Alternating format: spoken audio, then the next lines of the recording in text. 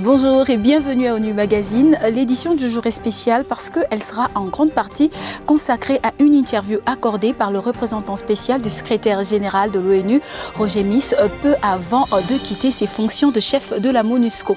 Roger Miss se prononce sur son bilan, son action et le processus de paix en République démocratique du Congo. Après 3 ans passés à la tête de la MONUSCO et à la veille de son départ, Roger Miss s'est confié à Radio Kapi dans l'émission Grand Témoin. Ayant déjà effectué plusieurs séjours en RDC, le diplomate américain a d'abord expliqué le contexte dans lequel il est revenu pour prendre la tête de la mission onusienne. Bon, j'étais contacté par les hautes autorités des Nations Unies et j'ai pensé que en parlant avec eux, que je peux faire quelque chose à contribuer pour faire avancer l'effort pour arriver à la paix, à la sécurité, donc une amélioration des conditions pour les Congolais. C'est pourquoi j'ai accepté à revenir.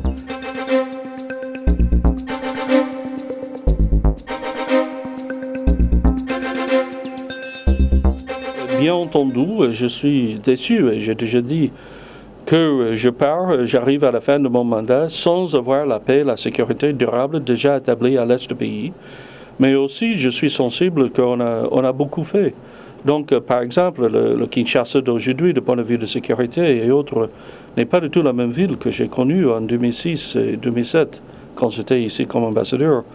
Même la plupart de la région du pays, surtout la partie de l'Ouest, ne connaissent plus l'insécurité et des activités qu'on est connu dans le passé avec des activités des groupes armés, des conflits.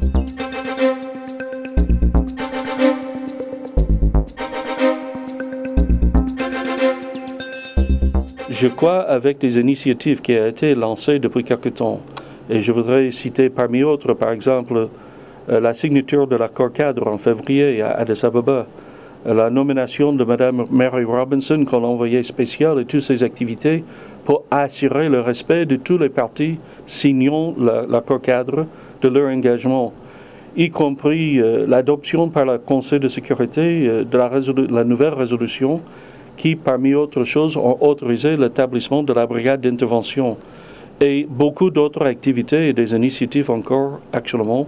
Je crois que nous avons la possibilité, la bonne potentialité et même les conditions beaucoup mieux qu'elles existaient depuis au moins très longtemps, peut-être jamais, pour effectivement établir la paix, la sécurité durable avec les engagements nécessaires de tous les partis. Et je parle non seulement des Congolais, et bien sûr il y a des choses à faire au Congo, mais aussi de la région, y compris les pays voisins.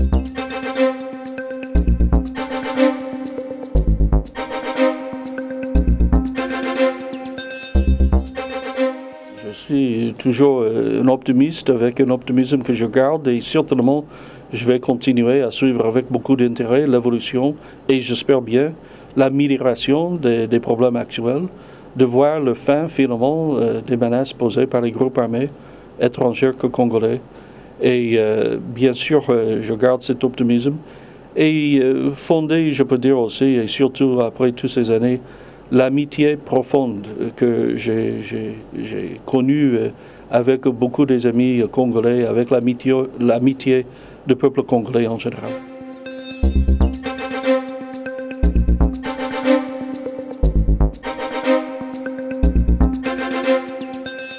Je garde des souvenirs d'une amitié d'un peuple très impressionnant du point de vue de leur détermination à poursuivre, à continuer, à développer leur vie malgré tous ces problèmes énormes en vue d'une histoire de pays assez difficile.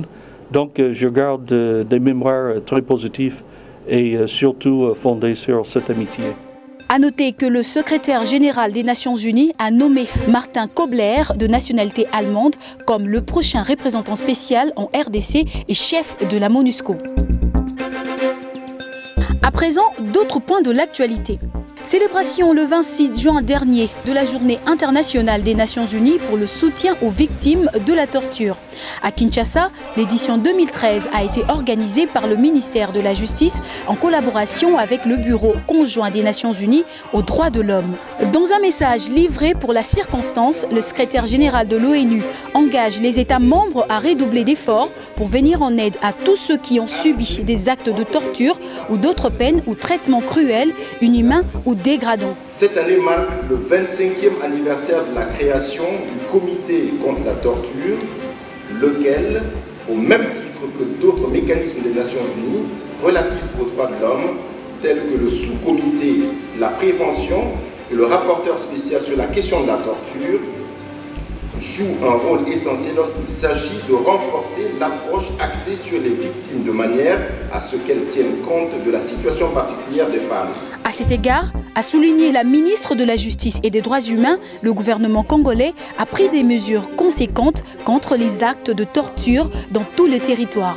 La loi numéro 11/008 portant criminalisation de la torture, promulguée en date du 9 juillet 2011 par le président de la République démocratique du Congo, son Excellence Joseph Kabila Kabange, a érigé la torture en infraction. L'entrée de cette loi dans l'arsenal répressif de notre pays marque une avancée significative en matière de protection des droits de l'homme, particulièrement dans le domaine de la lutte contre la torture. A signalé que la loi criminalisant les actes de torture est actuellement vulgarisée au niveau national par le ministère de la Justice et des Droits humains avec l'appui de la MONUSCO et du Bureau conjoint des Nations Unies aux droits de l'homme. Un mot sur cette autre célébration, le 20 juin dernier à Goma. Il s'agit de celle de la Journée mondiale des réfugiés.